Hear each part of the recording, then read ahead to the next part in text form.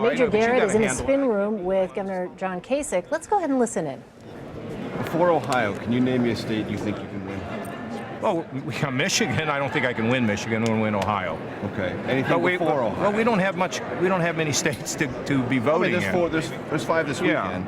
I think we'll hold our own in Mississippi, we'll hold our own in Michigan, and then we're going to win Ohio. It'll be a whole new ball game. Why will it be a whole new ball game with one state on the map for you? Well, because then we're in my home turf. This is the first time we've been on home court. You have one victory. Pennsylvania, we'll go Illinois. We're going to go to the Eastern Seaboard, New Jersey, Connecticut. These are places we're going to do very well. And frankly, if I win Ohio, we're probably going to end up in a convention, a brokered convention, and then we're going to find out who the adult is. Well, I can't do the math. All I know is that my tell me that nobody will go to the convention with enough delegates, and then it's a whole new situation. And with the way this year has gone, what a cool thing to think about a convention. I was in one in 1976 supporting Ronald Reagan. It'll be very, very interesting. And what do you bring to that conversation? Well, I bring competence, experience, success, a proven record. And look, here's the situation. The people of this country didn't know me. I've only started to get publicity, only started to get people to know me, and guess what? Our crowds are bigger, our money is better, and as we pick up momentum, we will do better and better all across the country. Last question, what's it like to be up there with this brawl going on between Trump and Rubio, and even at moments? Well, it doesn't, I don't think too much about it. I'm out to sell my message, and I think from everything I've heard tonight, we did really well. Now, maybe the media will focus on the yelling because that gets the eyeballs, but maybe tonight they'll focus on who really had the substance up there. So thank you. All right, so there, our Major Garrett talking to Governor John Kasich. Interestingly, I see a tweet here from Frank Luntz, who said that his 25-person focus group's picks for winner tonight, John Kasich, 18, Ted Cruz had 6, Donald Trump 1, Marco Rubio 0. What do you think about that? And John Kasich, what he said there to Major, it's a pretty tough road ahead for him when you look at the delegates. Yeah, it's a Hail Mary in Ohio. He should do well in Ohio. If he doesn't win, I think he's out. You had to know he'd hang in there until his home state. And look, I think he comported himself really well tonight. I think it was a good debate for him. Was it a game changer for him? Is he going to, be able to break into this sort of competition against Trump and pressure him on states that isn't his home state? No, I don't think so. He's shown no gravitational pull toward the front of the pack. He didn't challenge Trump particularly much tonight. He just sort of stuck to his knitting and talked about his experience. And that's what people like when you're in a focus group and you're watching a debate. You like the nice guy, right? People start throwing punches and you gravitate toward the guy who's staying out of the fray. And it doesn't translate to votes, you think? It hasn't. It's not the first one he's done well in, and it hasn't translated to support for him. He is at the lowest ebb of his support at this point, and frankly, some question as to whether he even ought to be on that stage.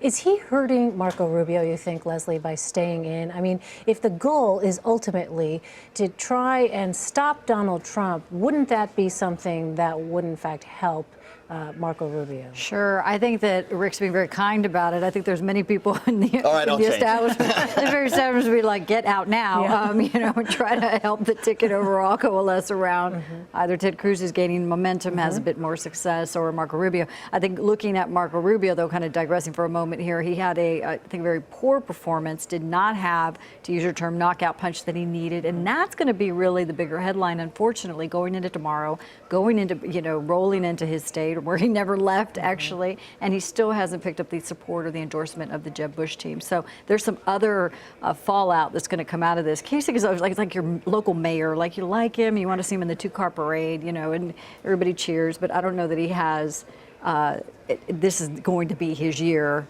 especially in this crowded space. Yeah. Simple fact of life. Ted Cruz won his home state overwhelmingly.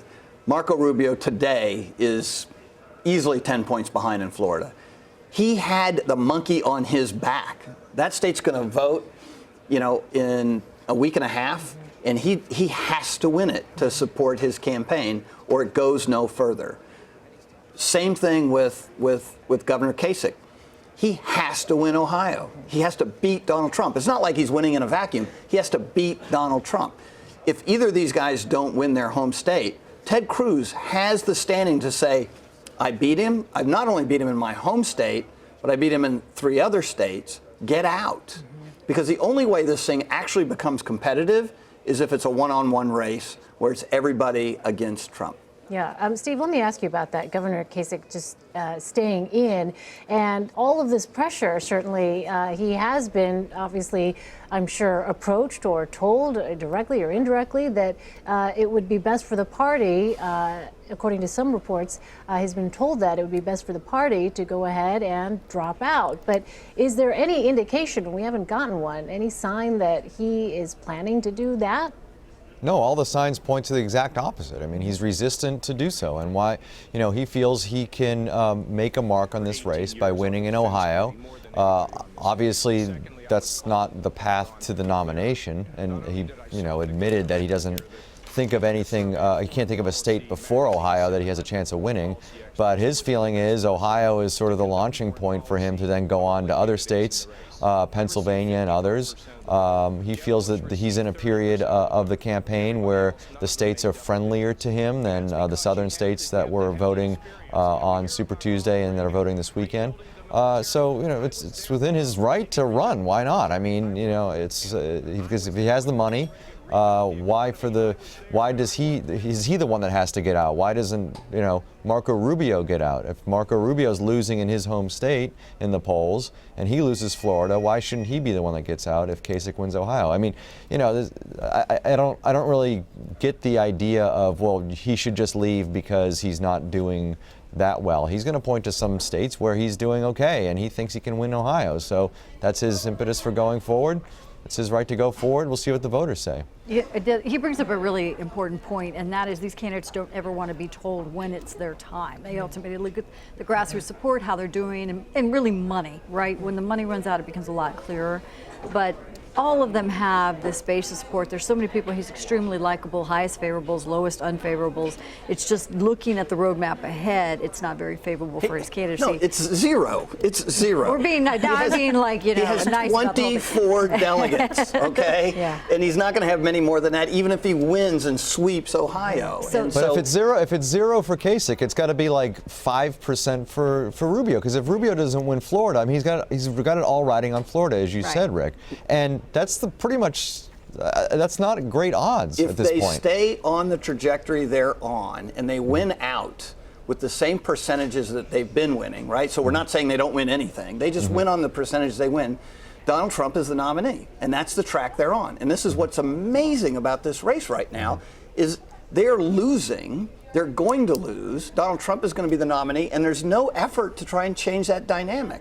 This is a big deal. The track you're on, you're going to lose, and Donald Trump's the nominee. Change the track. And yet tonight, business as usual.